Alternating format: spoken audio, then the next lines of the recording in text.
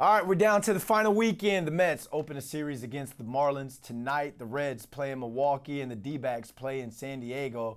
One team is going to emerge and punch the ticket to face the Dodgers in next week's wild card round. Ladies and gentlemen, make some noise for our favorite Mets content creator, Tyler Ward. Wardy, what's going on, man? You booked your ticket down to the 305 yet? It was definitely something that I pondered, but knowing just how much is at stake and how cautiously optimistic I'm into this, I'm going to say, let's just watch from home and see what happens. That's what I'm rolling with for now. All right, well, hopefully they don't go home after this series. Big win last night, big outing by Nolan McLean. Now it's time to start that series against the Marlins. There's a lot riding on this series, as you know. So which version of the Mets do you think we'll see? Great question. You have to hope that's the version that you saw the past 3 days for the most part, right? Because if it wasn't for Jonathan serving up the second straight outing for the Mets in that Cubs series where they really didn't get any length or any quality from their starting rotation, the Mets have a solid chance of actually sweeping that series against this Cubs team. So if the Mets can continue the momentum that they've now built from a huge series winning 2 out of 3 against those Cubbies, then I'm expecting them to go guns and blazing. Because listen, we can't sit here and focus on the past at this point. Because if we're going to fixate on the past, we're going to talk about the Mets being right around north of 15 games below 500 going all the way back to June. We can't talk about that. We just have to focus on what's in front of us, taking every single game like it's game 7, as Carlos Mendoza is saying himself, or the past couple days. It's do or die time, Brandon. So I'm expecting this team to hopefully put up instead of shutting up. But let's take a little blast for the past or take a walk down memory lane. From a diehard Mets fan's point of view, what would you call or what would you say is the defining moment, good or bad, that happened this season that still keeps you believing that they have a shot to win this series, make it to the playoffs? There's a couple things that stand out this year. I'm going to highlight 2 things. I'm not as a singular moment, but more as just a performer. And that really has been Juan Soto. I really don't think it should be, understated how great of a season that he has had. And knowing how much he can single-handedly impact the game with one swing of the bat every single time out there is important. Secondly, it's what the Mets just did this past series in game 1 against the Cubs, that 9-7 victory. Why was that so memorable? That was the largest comeback the Mets have had all season long. And the most important thing out of that is that this Mets team has been north of 15 games below 500 on the road this season. So for them to go into Wrigley and to secure 2 games out of 3 and to have a statement win after initially being down 6-1 to rally all the way back to make it 7-6, then it's 7-7, then they win 9-7. That's the kind of thing that I'm hoping the Mets can build off of because, Brandon, as I've told you in the past, if this Mets team wants to get anywhere this season when it comes to having playoff success, they need to deviate away from the baseball that they played for the majority of the season. They need to get some dramatic comeback wins. They need to get something that's going to build the team morale and get some moxie going heading to postseason play. And thankfully, at least up until the time that we're talking right now, it appears that they are finally able to do that. All right, so they've been playing, I guess, must-win baseball for quite some time now. I need your brutal honesty here. When you look at this Mets team, are they even built for October right now, or are there just too many holes that they could get exposed when push comes to shove? Great question. If you're asking for my honest opinion, I think that there are aspects to them that aren't built for October, and it just headlined by the main thing we've been concerned about all the past 3 months, and that's the rotation.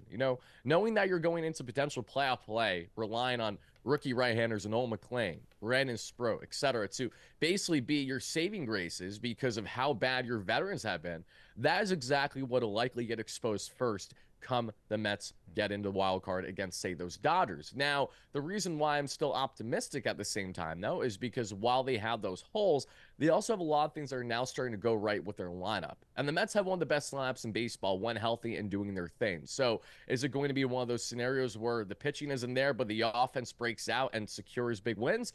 We'll have to wait and see. But to simply answer your question, do I think they're built for October?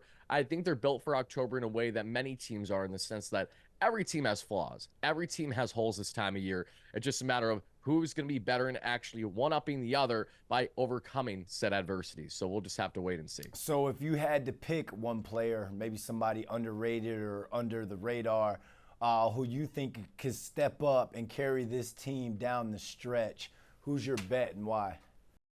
Great question. There's a lot of really good players for the Mets that are starting to blossom lately on the offensive front. And there are two that come to mind right away, but I'm going to stick with the man that I thought was the key X factor in that series victory against the Cubs. And that's Francisco Eltro Alvarez. I don't know, Brent, if you've been keeping tabs, but Alvarez is so beat up right now, yet he's casually hitting huge game-winning home runs against the Cubs, then another home run the second game after that. Alvarez has a broken left pinky in his hand. He has a partially torn UCL in his right thumb, which means he needs surgery as soon as the season's over. He just took 100 miles per hour a week ago, right up in there, the elbow area. That certainly did not feel good. And he gets beat up every single day as a catcher out there. So to see Alvarez battered and broken, still going out there and trying to help carry this offense in the final stretch of the season heading to postseason play is nothing short of admirable. So I'm really hoping that we see more of the great play from the young 23-year-old catcher. All right, Alvi, making moves. All right, final question. Let's say the Mets do make it into the playoffs. Do you think that they can be a team that can beat the Dodgers?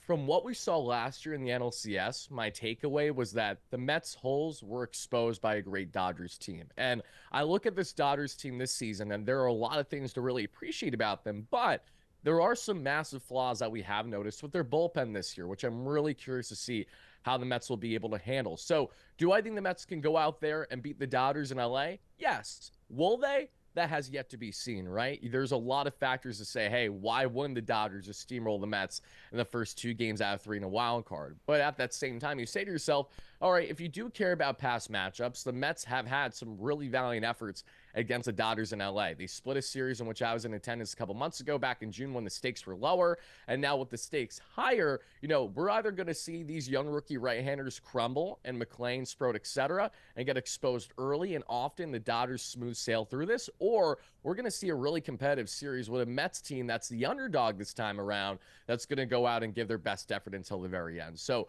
Brandon, I'm actually going to flip it back to you. In your honest opinion, do you think the Mets stand at all any chance in this three-game set, or you think it's going to be easy pickings for a Dodgers team looking to win back-to-back years? I think if you win this series and make it into the playoffs, I think that's that momentum going into the playoffs to beat that Dodgers team. Absolutely. So, I mean, it goes back to 2007, the Giants, rookie year. You get hot at the right time. The playoffs, everybody's 0-0 or whatever. So I feel as though I'm big on playing your best baseball or football or whatever towards the end of the season going into the playoffs. So and plus I'm a Juan Soto fan, so I want to see the Mets go as far as possible. Plus we get to still do these Zoom calls with you, my man.